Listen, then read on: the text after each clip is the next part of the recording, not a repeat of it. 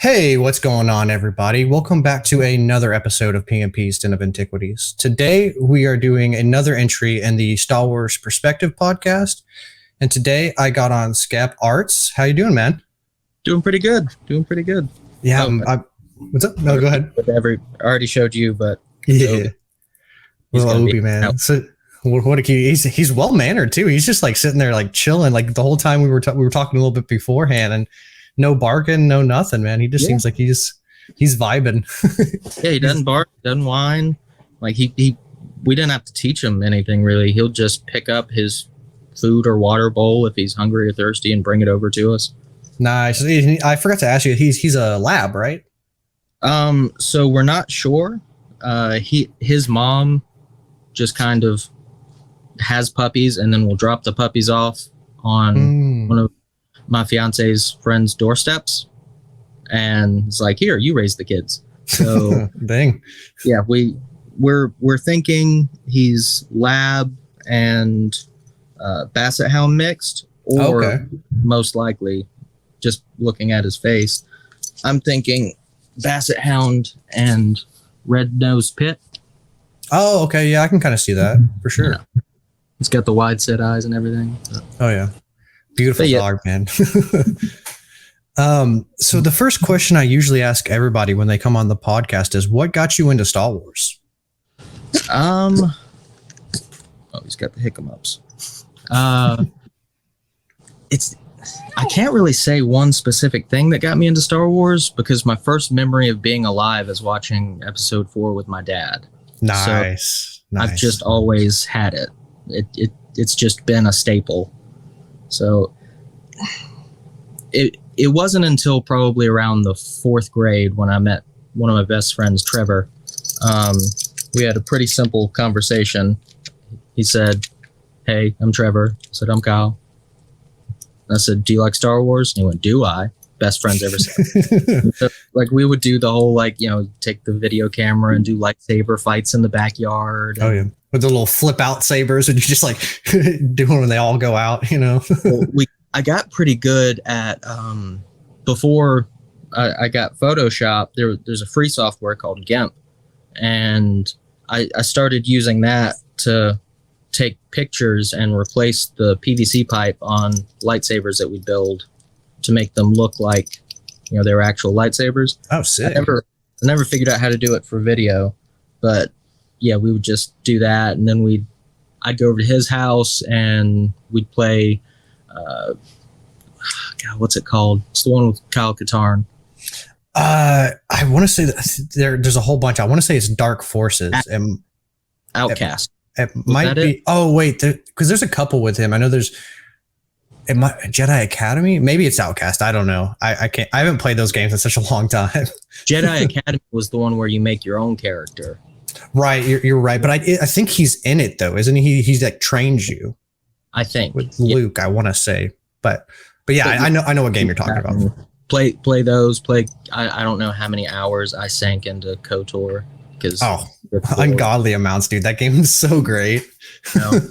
But yeah, so we'd do that, and then we'd watch shows, and we just, instead of normal kids, like how you'd run outside and play and do all that, we had a pool at my house. We wouldn't actually swim in the pool. We would just go lounge around in the pool like we were 40 and just start spitting off ideas for Star Wars stories. And nice.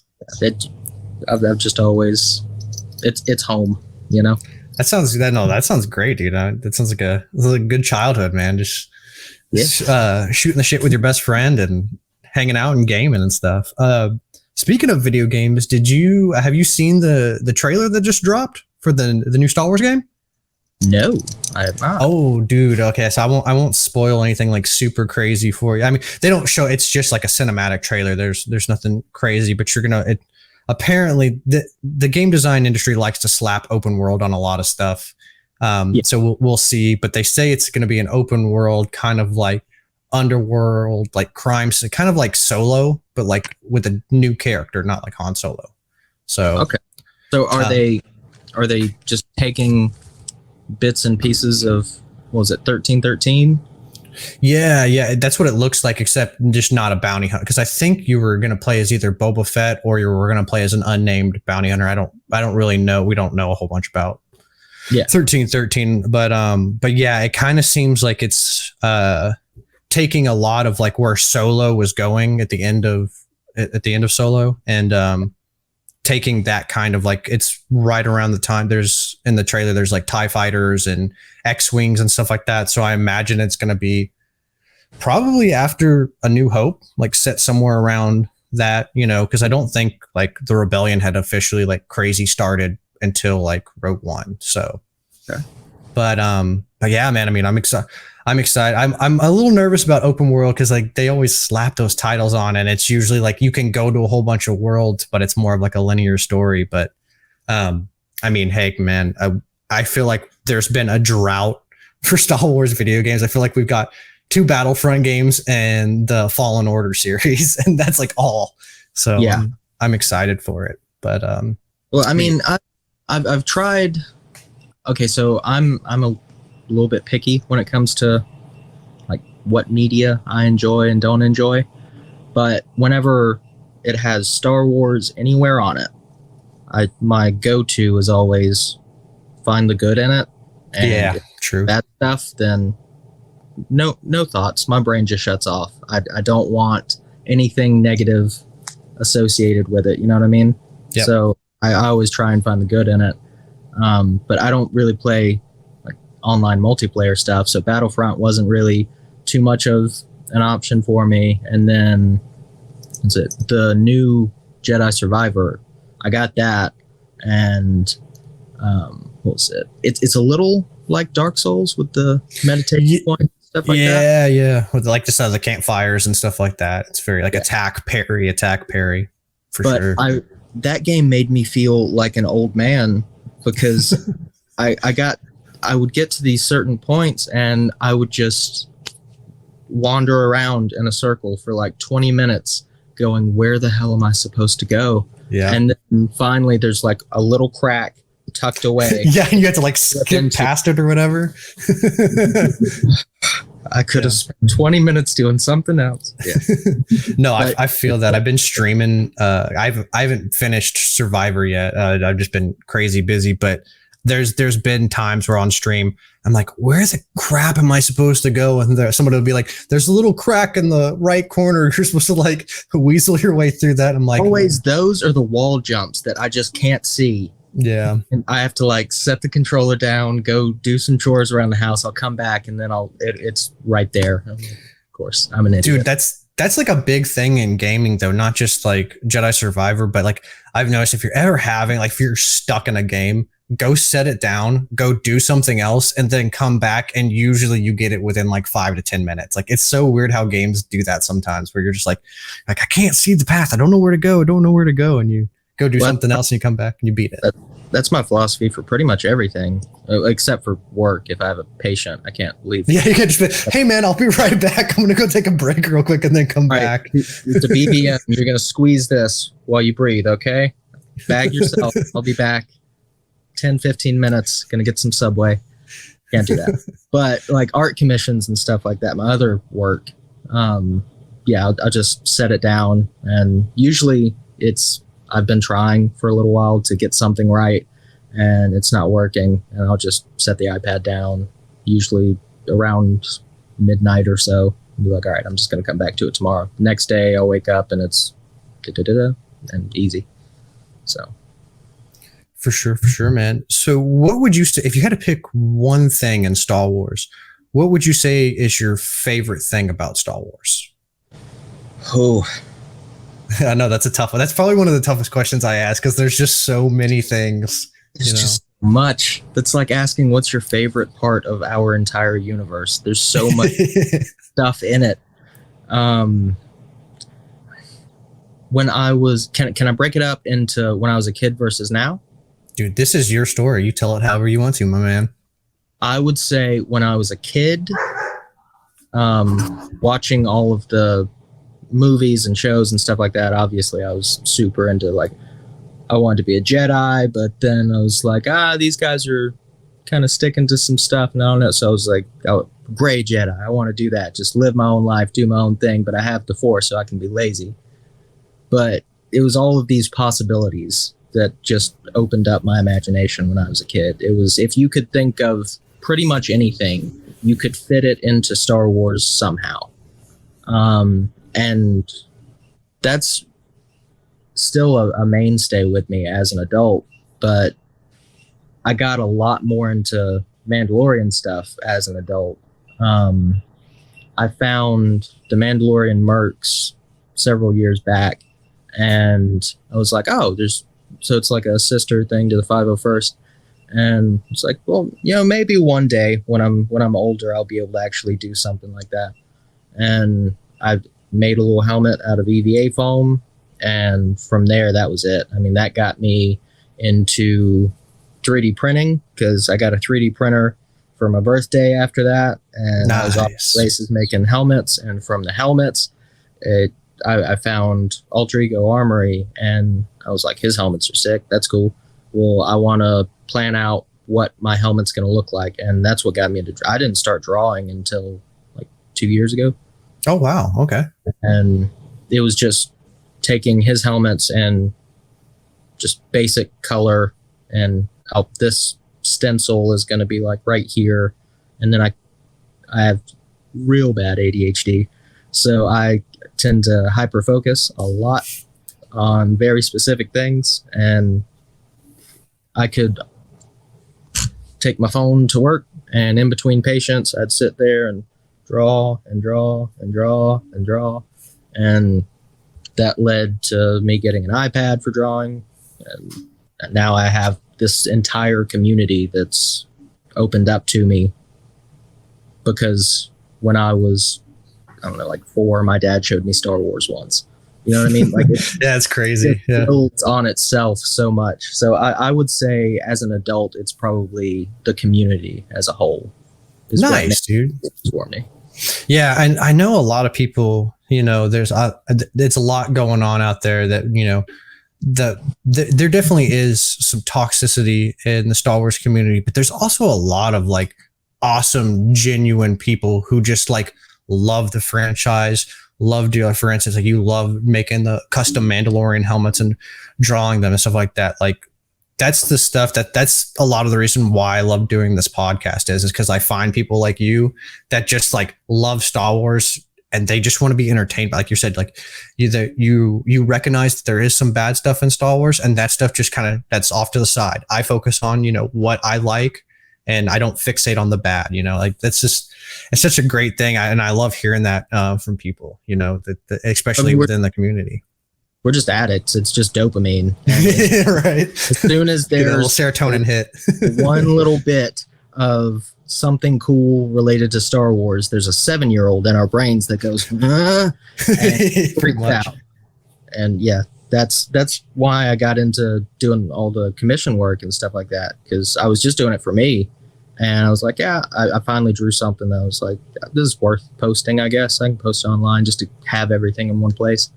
And then people started kind of approaching me and asking if I did commissions and stuff. And I don't do it for like stupid expensive prices or anything like that, really, because one, that's like telling a 7-year-old, hey, you need to pay me crazy amounts of money, because I just view everybody in this community as a bunch of little kids that are like, freaking Star Wars. 2, anytime I get to come up with something cool with somebody and just shoot shit, bounce stuff off the walls. I don't know if I can cuss on here. I'm sorry. Oh, no, you're fine. You're fine. All right. But yeah, just start bouncing ideas back and forth.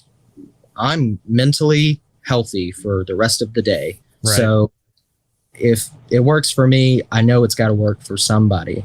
So yeah, I just nerding out with a bunch of people is my medicine. Yeah, that's one of the things that I say on this podcast. Like, people who listen to it constantly, and like any day I get to talk to another Star Wars fan about Star Wars, it's a good day. And like I'll say that all the time. It's just like, because it's true, man. You start nerding out, you start getting into it, and then you're just like, oh man, you know, life is good. You like what you're saying. You kind of appease that little like 7-year-old that's in you. So yeah, man. What would you, and you might have already kind of touched on it a little bit, but this is a new question that I thought about yesterday, because a lot of people have a lot of great Star Wars memories. What would you say is your best or like favorite related Star Wars memory? Episode 9. Oh, okay. But I started my life that I can remember watching episode 4 with my dad, and the last Star Wars movie that came out to wrap up the Skywalker saga, I got to see in the theaters as a grown man with my dad, who introduced me. Oh, that's cool. That. So it that's was super sick. I was weeping like a baby. It's like whenever all the ships show up and everything, it's like, it's people. Yeah. Yeah. For me, it was the Harrison, when they're on the Death Star and then Harrison shows up. He's like, "Hey kid." I was like, "Oh no." I was like, "You're going to get me, man." I was like, "You're going to get me." God dang it. It's rough, but that's awesome, man. That's awesome. I like that, you know, a lot of people share. That's one thing I think Star Wars does really well, is like not only with friends, but family. Star Wars is, you know, a lot about family. So it's great that people can, you know, share it with you know, your dad showed you, and then you got to go see it again, you know, as you're older with your dad again. So like, that's super sick. I want to talk a little bit about you within the community and more of the art that you do. So we've already kind of talked about it a little bit, but like, what drew you to really like, I see a lot, I'm looking at it right now. You have a lot of like, you do mostly like helmets and blasters, right? Like that's like your main, you would say? Yeah. Well, the main thing that I do is probably helmets. I do a couple blasters here and there, but most of the stuff that I post is just from commissions, and most people want helmets because that's usually what they start with for their kit, and then also they can use it as a profile picture. Right. I've got a couple people I'm helping plan full kits out and stuff like that. But very cool. What just easy because it's one thing that I have to draw, not a bunch of different little tiny things on a body. Right. What would you say is like your biggest inspiration? Like when you start a piece, are all these on here commissions, or are they stuff that you just think about and you're like, oh, that would be cool on a helmet? Like what's your process? Like how do you start kind of getting in the groove of things? So typically what happens is someone will contact me over Instagram and they'll ask if, you know, I have a spot available for commissions. I always do. And then I tell them, okay, tell me anything and everything. There are no stupid answers. It's kind of like if you're being interviewed by the cops and they're like, anything you say could help us find the killer. But find something cool. Help me find the Mando helmet. Yeah. So I have them go over what they're thinking for their character story. I usually like to have them throw out a couple adjectives. So are they gloomy? Are they witty? Are they quirky? You know, just stuff like that. And then we go over, okay, if this is part of your story, you want to be associated with this group. Would you have that decal on your helmet? Would you have any decals on your helmet? Would you have this symbol that represents this? Or, hey, that I have this thing that I drew while I was bored that would probably work here. And I just send them stuff and see what they like, see what they don't like. And basically I start narrowing down what that helmet looks like in my head. So it starts out just a silhouette. I know this is the helmet that they want to use, usually, like the Rook or whatever. And then I go, okay, if they've got this, their character was like with Brad's, his was a pilot. So I was like, okay, well, it's not going to be spotless, probably. He said he likes the old junker kind of ships and stuff like that, you know. So I was like, all right, we'll do an oil stain on there, get some real grit and grime in it. Heck yeah. This for his character Dragon? Yeah. Nice. Yeah. And then I helped him come up with a logo for like his shipping company kind of deal. Oh, the logistics one that you did that one? No, there's, what was it? I think his ship's called Bantha's Bounty.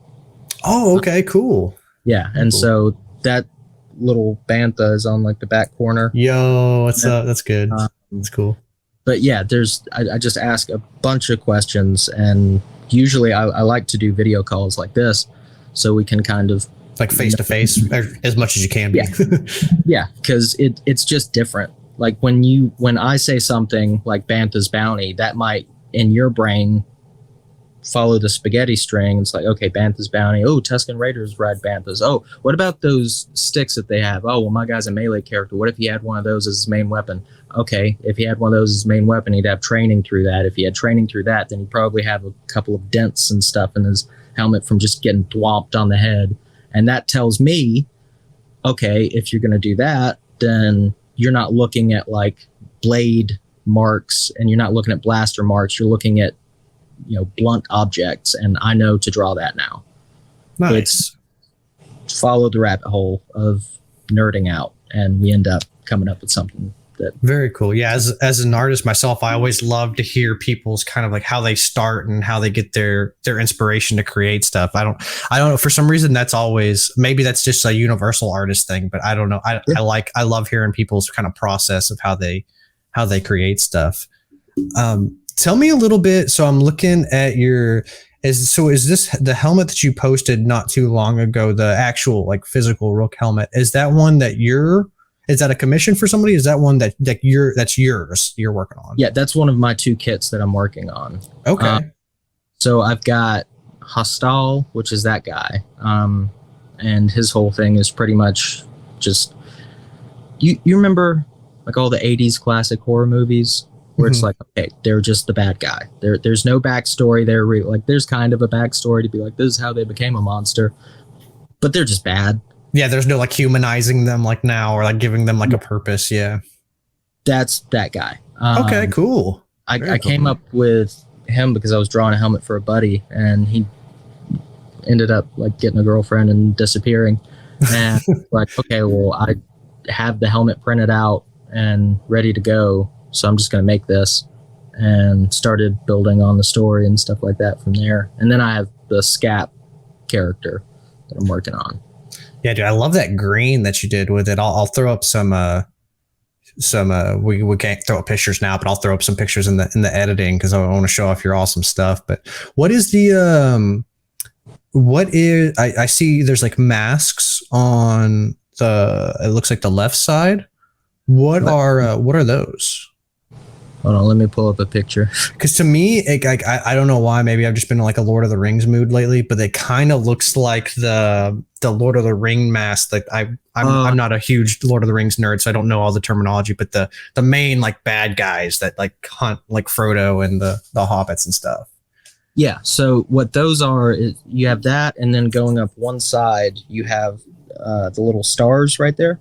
Oh yeah, I see those. Yeah. So the stars are Night Sisters, and okay. Others are Zabrak heads. Oh, I see it. Yeah. Dude, that's sick.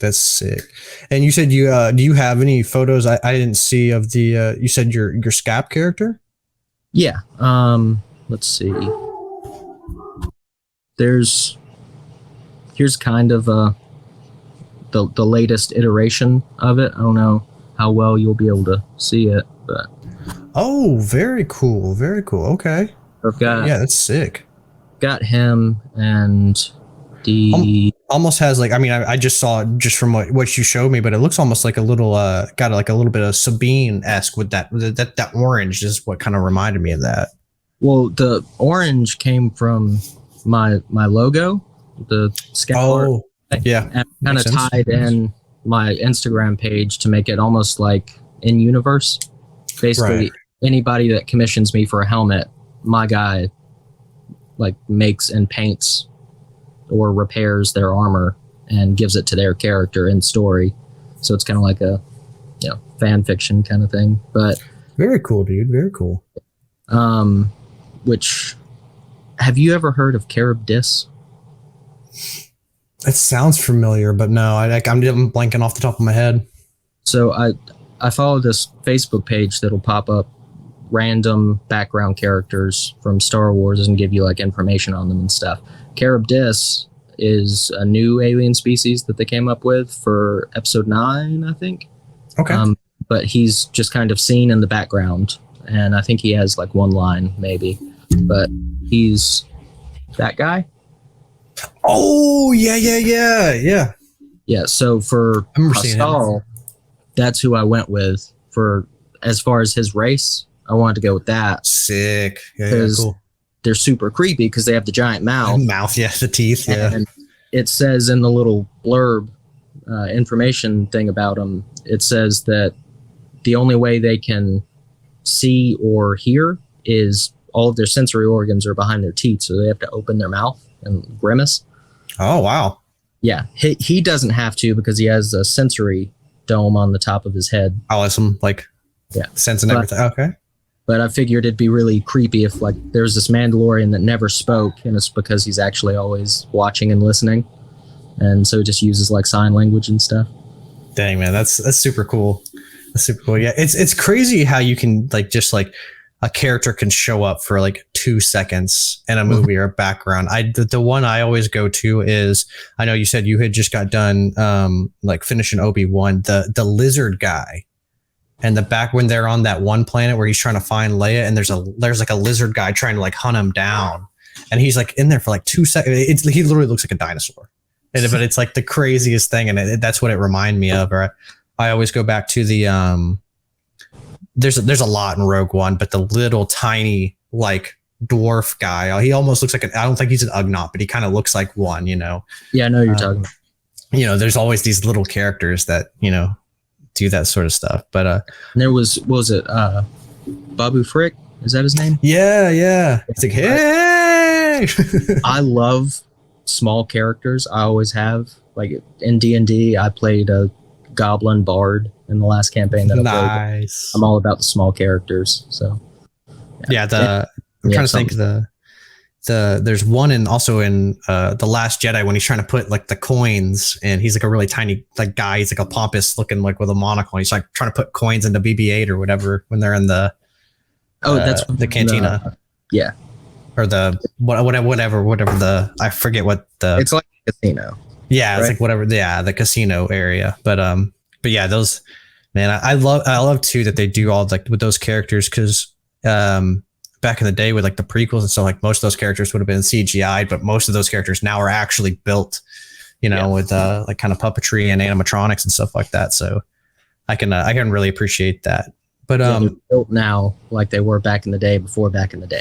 Yeah. Which I like Star Wars having a healthy amount of both. I know some people don't like the puppetry, but I think that's kind of some of the magic of Star Wars, and some of the I get that's kind of what George Lucas did because that's all he had at the time. Like he probably would have CGI'd everything if CGI would have been a thing in the 70s. But well, I mean, you just can't keep up with CGI. don't get me wrong, I love the prequels, but if you you'll have to keep coming out with remastered after remastered if you want it to stay up to date. Puppets, sure, you can say, oh, it's a puppet, but if you suspend disbelief, it's easier, at least for me mentally, if I'm looking at a puppet versus 2000s graphics. Yeah, sometimes the CGI does not the age. I don't think Star Wars is a factor of that, because Jar Jar, I was watching Phantom Menace the other day, and Jar Jar still looks like he would be made today. Like the amount of technology that they had, or even like Grievous, like I was in Revenge of the Sith, when like it zooms in on his eyes and you see all like the veins and all that. So like I was like, oh man, it's trippy to think that this was made in 2005. They were well ahead of their time. Yeah. Well, George started all that stuff. I get it. It was more than just George, and no man's an island. You got your companies and all that stuff. But it's crazy to think that the technology. But to kind of close up, like your art and like what you make. If you, I 2 questions. If you were to give somebody advice on kind of where to start like building their own either costume or even Mando, what advice would you give them? I would say don't ask for help online. And I know that sounds bad, but it's not that everyone's a jerk online. It's what you're trying to do or what you have the potential to create with your brain is amazing. And there are going to be people that can't figure out how to make that match with whatever rules or CRLs you have in that group. I joined a group called the Rogues, and they'll work with you on a lot. They're all about creativity, and they know that some people have sensory issues with certain types of materials, so they allow more types of materials and stuff, and they're fantastic. But nice. I would say start with the character, start with the art, and then plan out how you would build it. You can talk to people, try and find people that are going to tell you, okay, this might not fit CRLs, but this is how I would do it. Find somebody else. This might not fit CRLs, but this is how I would do it. And you'll build your own little community of people that you trust because they think whatever you're doing is awesome. They're trying to help you out, do something awesome. If you go onto a random forum, those people don't know you. They don't know what your idea is. They get a little blurb of it and go, that doesn't fit. And so they go on there and go, unfortunately, this doesn't fit CRLs and this doesn't do this. Don't worry about that. Figure out what you want to make. Figure out 5 different ways to make it. And then you can look at CRLs and look at rules and regulations and all of that. And you can usually find some way to make one of those 5 ways to make it fit. So, yeah, it would pretty much just be whatever your idea is, find people to nerd out with, and you're off to the races. You know what I mean? Like, don't hold yourself back. Yeah, I know. I think that's very, very good advice, especially today, because we're kind of in the age of like information, and you can just kind of get lost in the sauce almost with how much information is being thrown at you. So I completely agree. Too, because my buddy is trying to get into the Mando merch right now, and like their stipulations on like what you have to do and what's passable and like what's not. It's crazy how much stuff that they have that you have to like all the guidelines that you have to follow and and all that jazz. And then the last question I have for you is if somebody, they say they have their idea or maybe they have like a baseline, and they wanted to commission you to kind of bring something to life, visualize, bring their ideas to life, how would they get in contact with you? Instagram. I have a Discord. It's just Skap_Art. They got rid of the little numbers, so I don't have to have that anymore. Yeah, thank God. But yeah, it's Skap Art.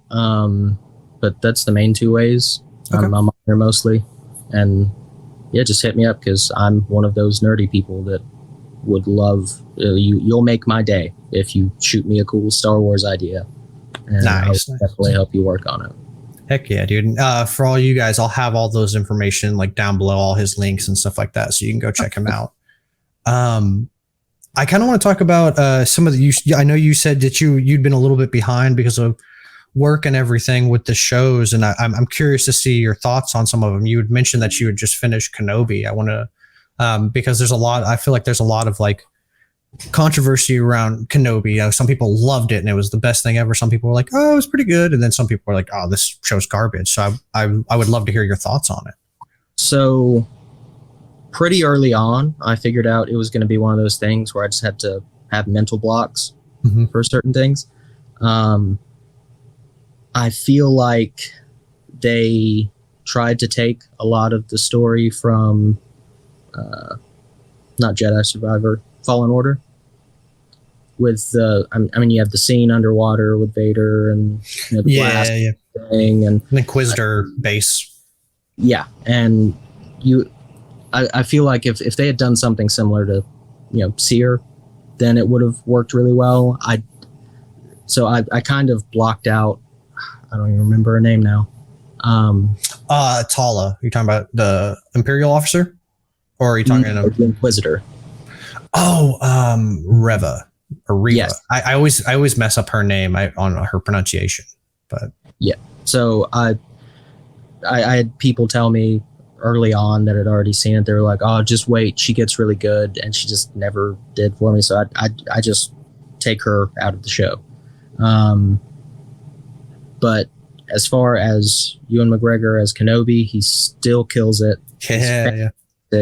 I don't remember her name, but the little girl that plays Leia was phenomenal. Oh, man. I can't think of her name in real life either, but yeah, dude, she killed it. She is Leia, dude. Like she's like just like a little mini Leia.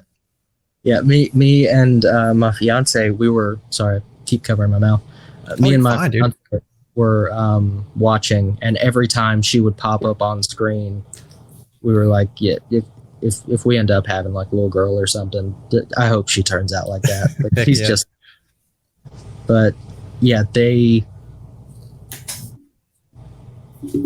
I've always loved Darth Vader, but I always felt like there was such a gap between extended universe and canon stuff as far as like who he is and how powerful he is and stuff like that. And Kenobi finally showed who Darth Vader was for me. In that scene, and when he pulls up in the village and he's just force choking people, dude, it's crazy. Like, that's the terrifying dude that you hear his name and you just freeze. That's who that is. That's a whole like 80s horror movie. You don't want to be in that situation. It was so between that and Leia and Ewan McGregor, and then obviously you have the fight and what was it? The other day, I've got 2 stepkids. So one of them's 5 and the other one's 9. And we've been trying to go through some of the Star Wars movies. And so we watched A New Hope the other day. And there's a line in Kenobi where it's a hell of a retcon, but they pulled it off very, very well. There's a line in Kenobi where Darth Vader says, "I killed Anakin Skywalker." And in A New Hope, he says, "Oh, well, Darth Vader killed him." And it was always supposed to be like, oh, well, we're going to pretend like at the time that he wrote this, he wanted to have a little like, oh, he turned to the dark side, so he killed Anakin and became Darth, even though we kind of know he didn't. Right. But then they added that line in, and I was like, that's perfect. Absolutely fantastic. So, oh, dude, that ending is like, like you were saying, when you have like little blocks, like little like just of like things that you love. That ending when they're fighting on, I forget what planet that is, but like that's up there for me. When he like has like the cracked helmet, and he's like, "You didn't kill Anakin, I did." Such a great scene. But what else have you been? I know you'd mentioned some other stuff, but what else have you been catching up on? So I was trying to watch Kenobi and Andor at the same time, but then I was like, okay, I can't keep splitting up the two. I need to just go into one, finish it, and then come back to the other one. So I think I'm only like 2 episodes into Andor, and I can't wait. It seems like from the jump, it's the first episode when he ends up like shooting the dude in the alley. Yeah. Okay, yeah, this is a different kind of. All right, and so I'm looking forward to that, and then Bad Batch. I think halfway through season 1. Oh, okay. Yeah. Nice, man. Very, very cool. Very cool. Yeah. Andor was good. It's different.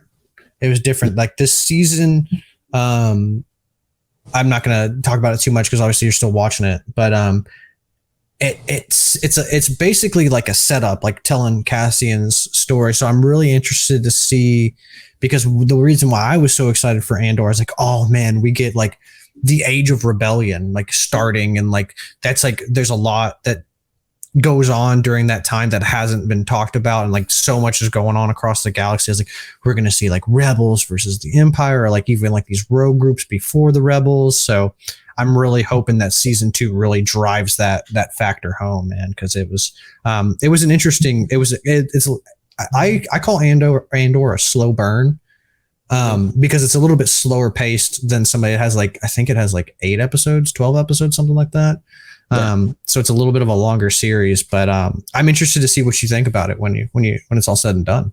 Yeah, I'm looking forward to it. I could tell by the second episode, I was like, this is going to be one of those that it's a slow burn, but I was already kind of drinking everything in. Yeah.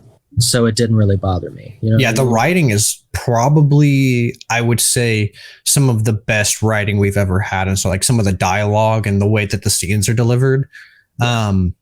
Because I mean, I love Star Wars, don't get me wrong, but Star Wars is definitely not known for its amazing dialogue. You know, yeah, we have the quotable stuff, and some things are great, but the dialogue sometimes can be a little choppy. Yeah. Well, there was actually a scene from, what was it? I think it was episode 3 that got cut. And it somebody posted it in like a meme, and it was the dialogue we could have had, the dialogue we ended up with. And it was this amazing scene between Obi-Wan and Padme.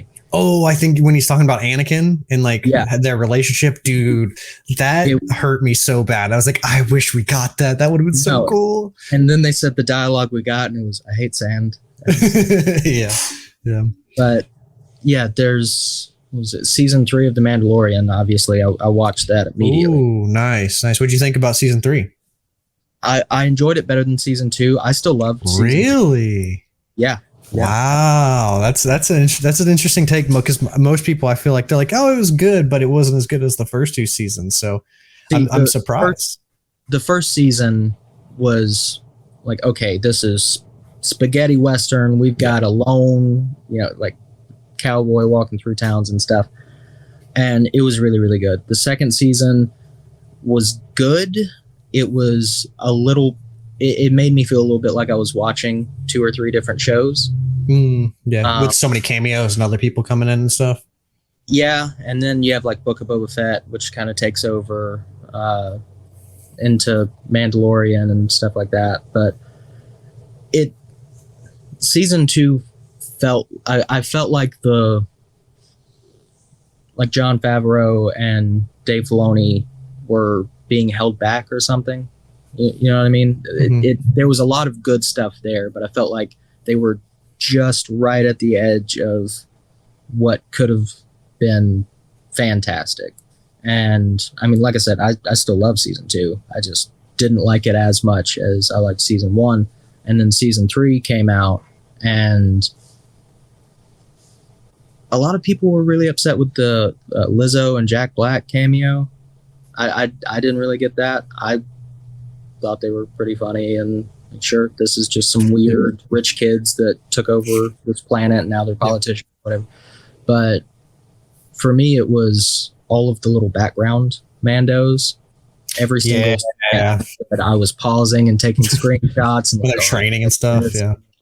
Yeah. So I don't know. There was that, and then between Mando and Bo-Katan, it's almost like they're an old married couple, kind of. Right. And so I loved that, and they had gotten away from the like Grogu going off to be with Luke, which apparently he wasn't supposed to come back immediately. I was reading this thing with Jon Favreau where it was supposed to be, he goes off for a little while, trains with Luke and all of that, but they had to condense a lot of stuff. Yeah, that's what I wish would have happened. I that's the one thing that I can. I agree. The Lizzo and Jack Black thing didn't really bother me. I love Jack Black, and I don't really listen. I know Lizzo's music, but I didn't really mind her though. I thought for that, I wish it would have been a little bit early. I get that they had the fleet was there, and that's why they had to do that. I think that's a little bit more of like an earlier season episode than like in the back end. Yeah, I agree. And then I just felt like it was just like, bam, Jack Black, bam, Lizzo, and then bam, Christopher Lloyd. Like I felt like I just kept getting punched with cameos. Like, but no, I agree. I think, honestly, with that scene, I always talk about it. Like, I didn't even have a problem with the cameos. This is like super nerdy.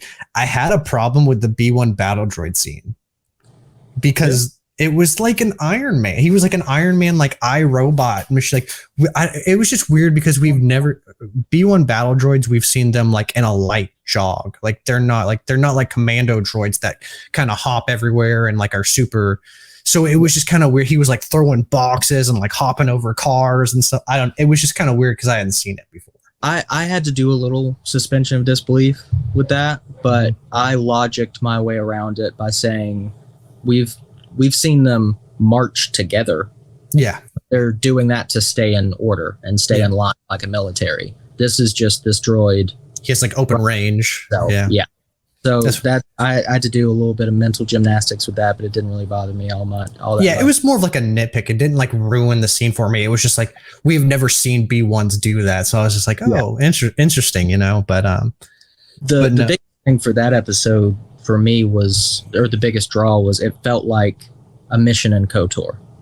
Yeah, 100%. The whole time I was watching, I was like, this is a mission that I would have to play in KOTOR. Yeah. With it, so. Like the droids going haywire and stuff like that. And then who the saboteur is and everything. Heck yeah. What did you think about, because we got new Praetorian guards. I thought those were super cool. And then what did you think about Moff Gideon cloning himself and having like the Force and stuff like that? So his clone died, not him. I can tell you that right now. You think? See, that's what I think too. That was a clone. Yeah, no mustache, and just like I feel like Moff Gideon is like he's kind of like hides his power. Like I feel like he's a pretty powerful guy. Like he knows how to fight and stuff like that. And I feel like that version of him just wasn't as strong as like Moff Gideon is. I feel like Moff Gideon is being set up kind of like Darth Vader. So you hear a bunch of things, but you don't see him do anything in the shows or in the movies that kind of match why people are so afraid of him. I'm not saying he's like a super powerful Force user or anything like that, but I'm not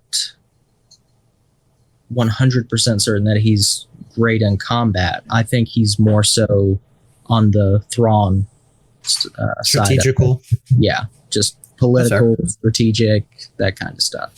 Dude, I would love to see him go up against Thrawn. I mean, obviously Thrawn's going to win because Thrawn's the big bad, but like to see them, because there was a little beef in that little council room that they had. He was just like, where's Thrawn? Like you keep mentioning him, but he's not anywhere to be seen. Like you just keep talking about him. He's not here. Like maybe we need new leadership. I was like, we're throwing some shade. On that. And my fiance was sitting right next to me on our bed. We were watching, and I was like, Thrawn's coming in. You remember that book that we bought at that thrift store? And I was like, I need to read this because it's a Thrawn book. That's the guy that's terrifying, and he's going to be. Nice. Yeah, but I'm excited to see. Apparently, they're doing.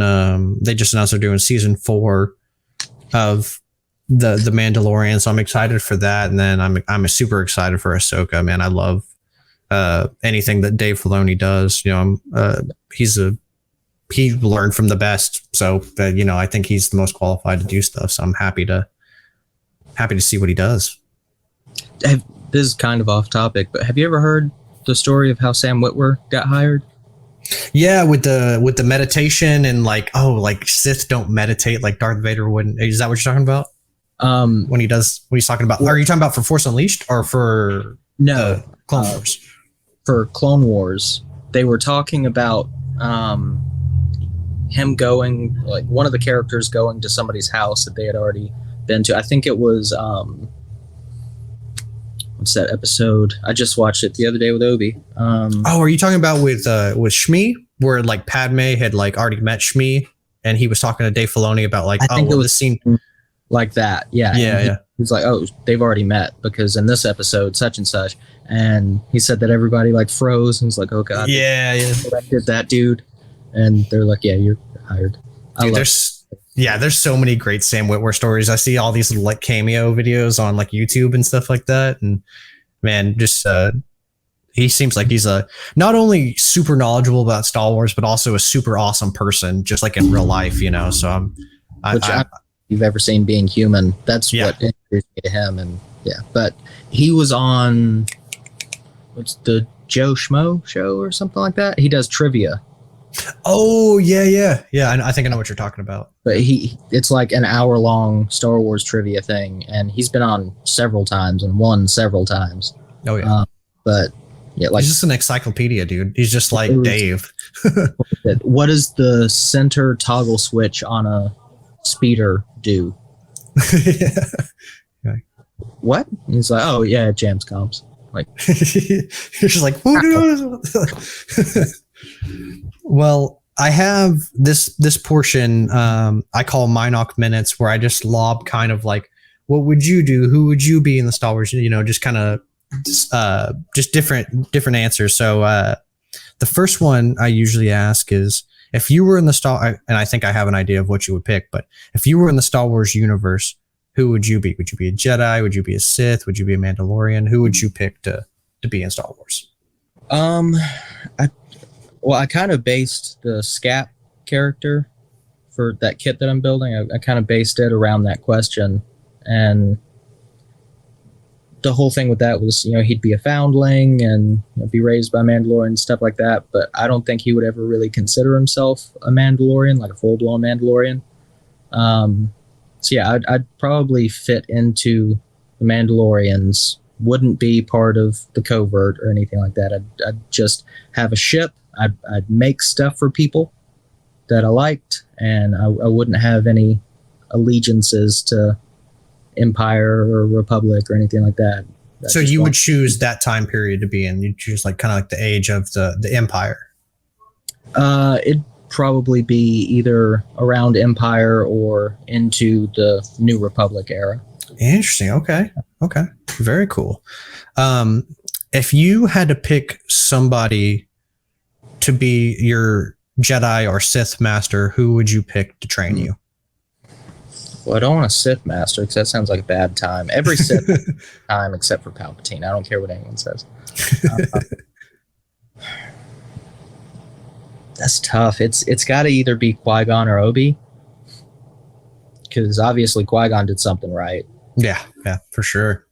And I'm not nearly as melodramatic as Anakin, so I feel like could handle me just fine. Nice. Okay. Yeah, I feel like I usually get Obi or Qui-Gon. Like those are usually my top two for people who I've gotten a couple Count Dooku's though. I have gotten. Yeah. Which I think he Jedi version Count Dooku. I feel like he would be Sith version Count Dooku. I don't know. I don't want to be hit with that Force lightning, but I saw Tales from the Jedi. And that's great, another dude. And I was, even when he was a Jedi, I was like, little teenage Qui-Gon's got to be like, chill out, bro. Yeah, literally. It's like, Master, please. All right, man.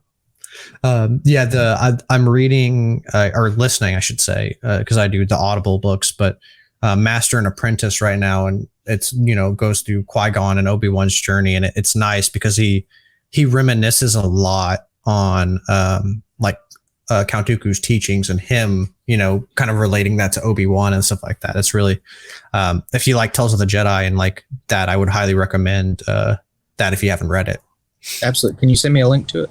Yeah, for sure. Because it's great. Well, the reason why I like the Audible so much is because it's literally like listening to a movie. They got the lightsabers, they got the music, the blasters, and all that stuff. Yeah, I would highly recommend. I read Heir to the Empire. That was the first one that I had read, and man, it's just like with the Star Wars melodies and like just the when the ships are flying, they'll be like, oh, the ship's flying over. You'll hear like the Falcon noise or something, like some type of ship. It's super cool. Yeah. But yeah, I'll send it to you after this. But all right, I lost track. Oh, so you said Obi-Wan or Qui-Gon? I'd have to go Obi-Wan. Okay. And then if you were in the Jedi Temple constructing your lightsaber, what style lightsaber would you have? Would you have a double blade, single blade, dual? And then what colors, depending on which one you pick, would they be? I'd probably have to go single just because I got real bad ADHD. I'll chop off a limb if I want to. I feel like that's a classic move. Yep. So I'd have to go single. as far as looks and everything, I really like the what's the wood that they use? Oh, I'm blanking on that Clone Wars episode because they talk about it because Genji builds his lightsaber and he's a Wookiee and he has. I'm blanking on the wood. I know what you're talking about though, but I don't know. And Jedi Survivor, I have the wood on there, and then I have nice like white accents. Sick. Yeah, so it's like wooden and white, and then some like silver and gold in there.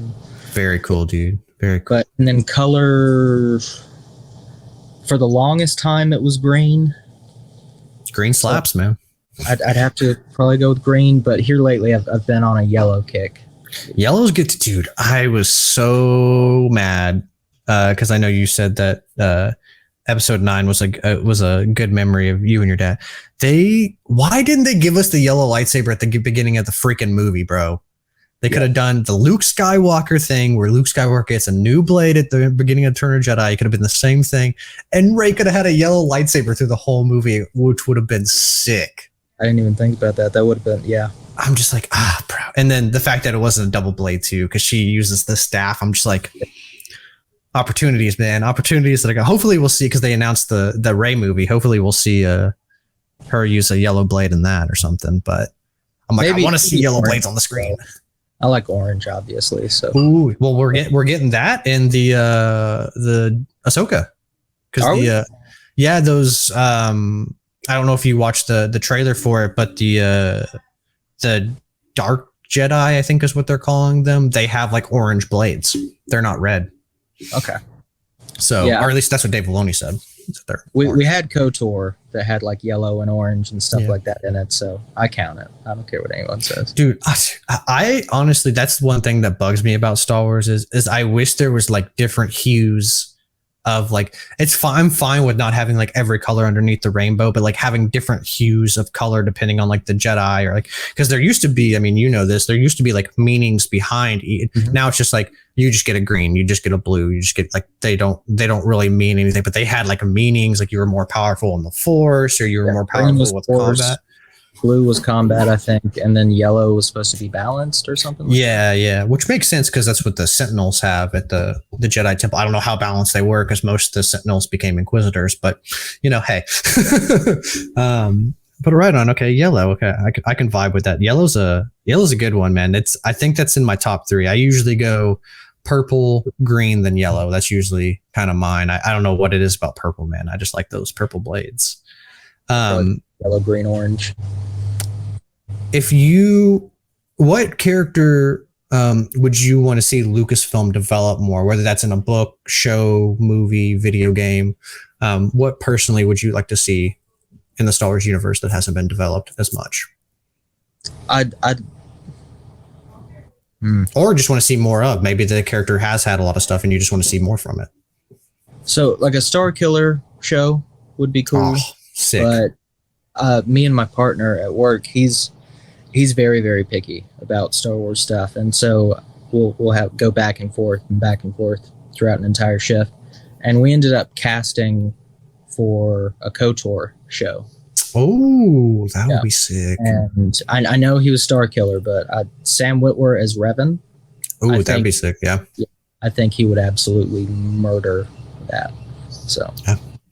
I think, I mean, they would maybe have to de-age Keanu Reeves a little bit, but Keanu Reeves looks exactly like him from the games and stuff like that. So I think that would be, or I guess you don't really get to see because Revan could be a girl or a guy, but I feel like he would be a good, maybe because he's getting a little older now. And I think Revan is like, in the games, he's like a younger person, right? He's like in his like 20s or 30s, isn't he? Yeah. Yeah. So, and I think it was, we agreed that a younger Kate Beckinsale for Bastila. I could see that. I could totally see that for sure. If you had to bring one force power into real life and only you could have it, what force power would you want to bring into real life? Persuasion. Nice. I could handle so many. You went like that. That was so funny. Like, you want to stop panicking so you don't die. That would come in handy in the medical field for sure. So if Darth Vader was hunting you down on a planet and you had to pick 3 Star Wars characters to protect you, what would those 3 Star Wars characters be? And they can be anybody. Oh, Peyton's joining. It's like, I want to be in the show. Yeah, that's Peyton. What's up, buddy? Oh God. It's a Let's camera. see. 3 Star Wars characters to protect me. Mm-hmm. Obi-Wan. Nice. I feel like that's a very solid choice. Yeah. Gotta go with him. And then I know it. I feel like Han could use his smuggling street smarts to get me out of a couple of binds at least. And then it can be from anything. Yeah, any Star Wars thing, canon, non-canon, anybody. Oh, well then, yeah, give me Revan. Nice. Yeah, I feel like that's a very solid. Well, because I feel like Han's good at like thinking on his feet and like kind of like just he could probably come up with a good plan, and then you got your force power. Revan's got the light and the dark side, and then Obi-Wan's fought Vader on how many occasions? So Obi-Wan's fought Vader. He could keep Revan in line, make sure he doesn't slip. Heck yeah. If you had to pick your top 3 favorite Star Wars characters, who would they be? They don't have to be like not in any order or anything, like 1, 2, 3, just 3 of your favorite Star Wars characters. Yeah, Obi-Wan, Han, probably Qui-Gon. Nice. Very solid. Very solid. Yeah. When I was a kid, I loved Qui-Gon, and then I don't know, Obi-Wan and Han. They're just the best. Very cool. So this is a 2-part question. If you had to live on a Star Wars planet, what planet would you want to live on? And then what is your favorite Star Wars planet?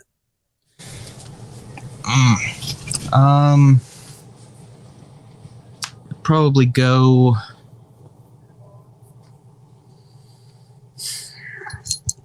That's tough because I've definitely picked Star Wars planets for like writing characters, but as far as which one would I prefer to live on, I would probably say my favorite Star Wars planet would be Corellia. Ooh, nice. Yeah. And, construction planet. and there's just with the ships and everything like that, like you can't go wrong. But I feel like it would suck to live there. So I would probably live happily and die the day before it blew up on Alderaan. Ooh, nice. Yeah, Alderaan's beautiful, especially in those I know most of it's like war, but then the Knights of the Old Republic, the MMO, in those trailers, you get a couple shots before they start battling and it just looks beautiful. And I guess we get the shots in Kenobi too. It just looks like a gorgeous place to live. It reminds me almost like of like Sweden or something like that, or like one of the Netherlands, because you got those mountains with the snow on it, and then it's got lush grass and all that stuff. So we're going to build you a Star Wars family tree. You get to pick a Star Wars mom, a Star Wars dad, a best friend, and an arch enemy. And we'll start with the mom and dad. Who would you, and they don't have to be like romantically involved in the Star Wars universe. Who would you want your Star Wars mom and dad to be? Mom and dad. So obviously I got to go Obi-Wan. Heck yeah. I feel like he'd be such a good dad, man. He would. He's the best dad. And then it's a toss up. I really want to say Bo-Katan, but I think I'm going to go Sabine. Oh, both strong. Both very strong. I'm going to go Sabine just because I think she's got some good morals to teach you, but she'll also ruin your day if she has to. Also, she's very artistic too, so she can, be a artistic influence on you. And then you got a best friend and an arch enemy. Sorry. I mix up their names all the time because they sound similar. Who's Obi-Wan's Mandalorian leader? Oh man, I'm blank. I know. I know. This is bugging me so bad right now. I gotta Google it. um,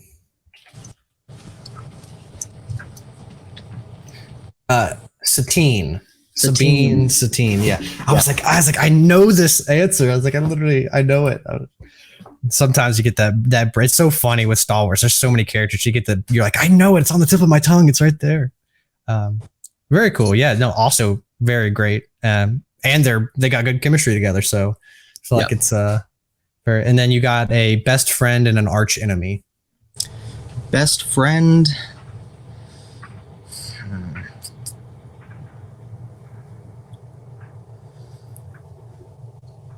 I could probably go Sabine for best friend. Okay. I need to rewatch Rebels. I haven't seen it in forever. But it's got some good. It's got its ups and downs. I say it's got good moments and it's got its kind of like meh, but overall I think it's really good. Seems like me and Sabine would just get together and do arts and crafts. Heck yeah, dude! I like her. She brings a lot of personality into her art pieces, which I appreciate. And then the final question that I'm going to ask you is if Lucasfilm called you. We got to do enemy, I think. Oh my goodness! And then arch enemy. Arch enemy.